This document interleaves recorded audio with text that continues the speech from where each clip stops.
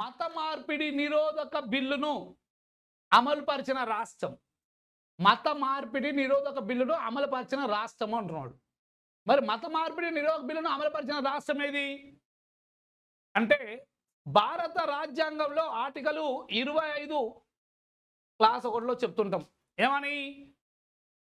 ఒక వ్యక్తి తన మనోభీష్టానికి అనుగుణంగా ఏ మతాన్ని స్వీకరించవచ్చు, ఆచరించవచ్చు, ఆ మత కార్యకలాపాల్లో భాగస్వాములు కావచ్చు అని చెప్తుంటాం.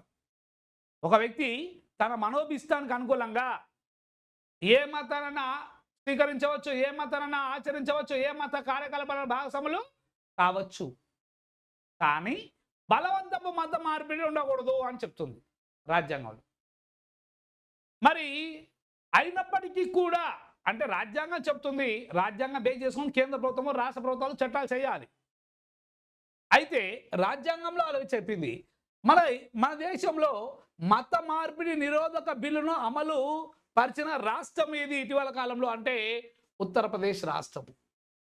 ఉత్తరప్రదేశ్ రాష్ట్రము మత మార్పిడి నిరోధక బిల్లును అమలు పరిచినటువంటి రాష్ట్రం ఇటీవల కాలంలో. రైట్.